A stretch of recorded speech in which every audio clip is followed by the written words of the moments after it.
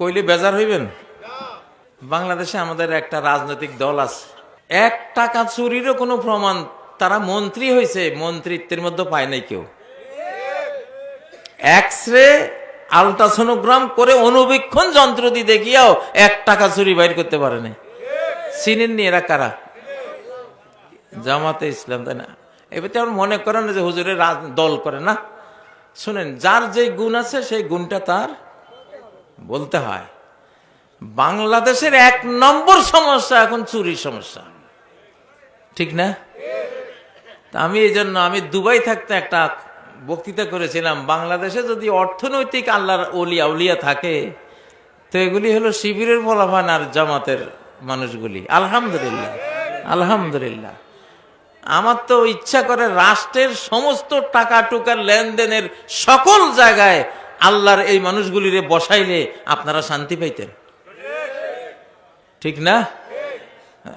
চুরি করবে না। দোষে গুণে মানুষ, অনেক দোষে আমাদের থাকতে পারে, তাদের থাকতে পারে, বাট এই দোষটা যে নাই এটা প্রমাণিত, ঠিক না? তো 1 নম্বর সমস্যা হলো চুরি। সেই 1 নম্বর সমস্যার সমাধান তো একটা আছে। তারা বসে গেলে তাদের দেখা দেখি অন্য দলেরও সবাই ভালো হয়ে যাবে ইনশাআল্লাহ। ভালো হইতে একটা মডেল লাগে, একটা নমুনা লাগে। ইসলামী দলগুলি এই জন্য দল করে না যে গোটা দেশ শুধু আমরাই খাবো, আমরাই ক্ষমতায় আসবো না, ওরা আল্লাহর সন্তুষ্টির জন্য করে। কিন্তু তাদেরকে তো একটু ক্ষমতার জায়গায় একটু সুযোগ দিলে না, ইসলাম কি জিনিস, আল্লাহর ভয়ে কিভাবে। আমি দেখেছি নরসিংদীতে বিএনপির সাথে জামাত যখন ভোট করে, নির্বাচন করে, আমিও ছিলাম ওই নির্বাচনে, আমরাও কর্মী ছিলাম। সেখানে ভোট শেষে 35,000 টাকা শিবিরের ছেলেরা বিএনপির নেতাকে ফেরত দিতে গেছে। বিএনপির নেতা বলে, এটা কোন কেয়ামত, এটাও কি সম্ভব বাংলাদেশে তোমরা টাকা ফেরত দিতে আসছো? আমি বলি 1000বার সম্ভব, যদি আল্লাহর ভয় অন্তরে থাকে। আল্লাহু আকবার। ও ভাইরা, আমার শিশুকালের কথা, আমি লক্ষ্মীপুর জেলার মানুষ, মক্তবে পড়তাম। শিশুদের জুতা চুরি হয়, কলম চুরি হয়, খাতা চুরি হয়, হয় না?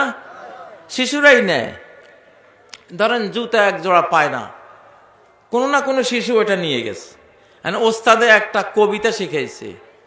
কি কবিতা মুখস্থ করাইতেছে? জুতা চুরি বাহাদুরি লাভ করলে কি, হাসরের দিন খাড়া হবি জুতা গলায় দি। আল্লাহু আকবার। আমার মনে আছে, কি যে ভয় পাইছি। জুতা চুরি বাহাদুরি লাভ করলে কি, হাসরের দিন খাড়া হবি জুতা গলায় দি। আসলে এটা হাদিসে আছে তো, যে যেটা জাকাত দেয় নাই, গরুর জাকাত না দিলে গরু আপনার ফিটে করি, গরু 100 গরু ফিটে নিয়ে হাঁটতে হবে। ওই যে গলায় দিচ্ছেন। স্বর্ণের জাকাত, মালের জাকাত না দিলে এটা সাপ হয়ে গলায় পেঁচাবে।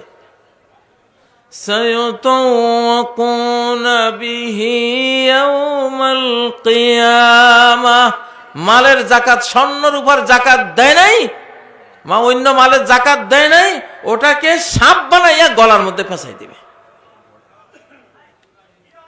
প্রিয় ভাইয়েরা, তো বলতেছিলাম, দেশটা এখন যে পজিশনে আছে, এখান থেকে বাঁচতে হলে অবশ্যই অবশ্যই আমাদেরকে ভালোর জন্য যে কোরআন আল্লাহ নাজিল করেছেন, যে রাসূল আমাদের জন্য দিয়েছেন, রাসূলই একমাত্র নেতা আমাদের, রাসূলই আমাদের রাষ্ট্রপতি, যাকে আমরা ফলো করব। রাসূলই আমাদের, তিনি আমাদের সামরিক প্রধান সেনাপতি। আল্লাহু আকবার। যুদ্ধের ময়দানে সবার আগে তিনি, সবচেয়ে ডেয়ারিং ভয়ঙ্কর জায়গায় যুদ্ধের সময় তাকে পাওয়া যেত, কখনো কোনো পিছপা তিনি হতেন না। প্রিয় ভাইরা, যাই হোক, বাংলাদেশে অন্তত 2টা লোক আমরা পেয়েছি ভালো, 2টা ভালো লোক, ভেরিফাইড লোক আছে বাংলাদেশ। বর্তমান সরকারে 2টা ভেরিফাইড লোক আছে, বলতে পারেন কে কে? ওই যে ফেসবুক ভেরিফাইড করে না, ভেরিফাইড ফেসবুক উনি বক্তৃতা দিয়েছেন। বাংলাদেশে এখনকার সরকারে বা যারা দেশটা চালায় দুইটা ভেরিফাইড লোক আছে।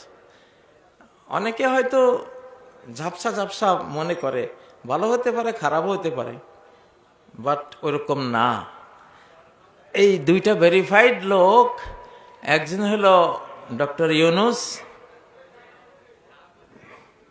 একজনকে, এটা আমার ভেরিফিকেশনে আমি পেয়েছি যে ভালো, সে কৌশলে আছে, তার টার্গেট ঠিক আছে, সে জাতিটাকে মুক্ত করার জন্য তার প্রাপ্ত জ্ঞানে সে গভীর জ্ঞান দিয়ে চিন্তা করে করে আগাচ্ছে। তো আমার ভেরিফিকেশনে আমি তাকে পেয়েছি, সে ভালো। আরেকজন আছে, কে বলতে পারেন? আরেকজন ভেরিফাইড হলো ওয়াকারুজ্জামান, প্রধান সেনাপতি ওয়াকারুজ্জামান। অনেকে হয়তো ওনার ব্যাপারে কেউ আছে বিরূপ মন্তব্য করে, ভালো বলে, ঠিক না, বাট আমাদের ভেরিফিকেশনে এই লোকটা ভেরিফাইড। না হলে বাংলাদেশে রক্ত গঙ্গা বয়ে যেত সেদিন, সোজা কথা না।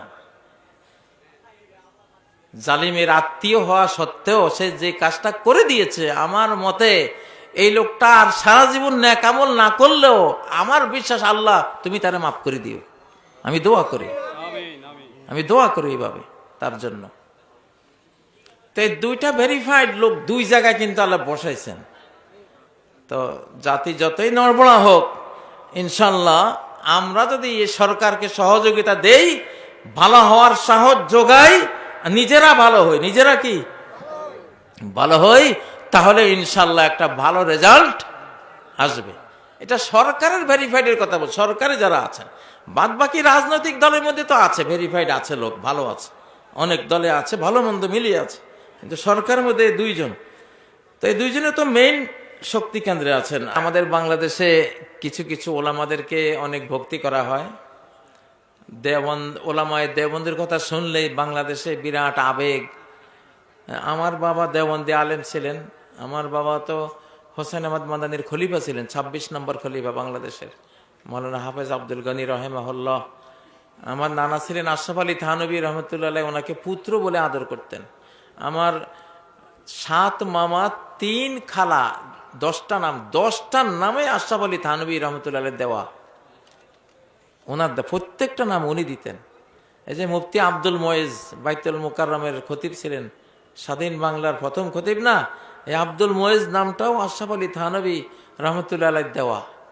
যাই হোক, এখানে অনেক আবেগ আছে ওনাদের সাথে, সেজন্য আমরা ওনাদের নাম আসলে দোয়া করি, সম্মান করি। তো আল্লাহ তাআলা তৌফিক দেন। আমি আসলে কথা আর লম্বা করব না, যেহেতু আপনাদের বক্তৃতার সিরিয়াল অনেক, ওনাদের কথা শুনেন। সুবহানাকাল্লাহুম্মা ওয়া বিহামদিক, আশহাদু আল্লা ইলাহা ইল্লা আনতা, আস্তাগফিরুকা ওয়া আতুবু ইলাইক। আসসালামু আলাইকুম ওয়া রাহমাতুল্লাহি ওয়া বারাকাতুহু।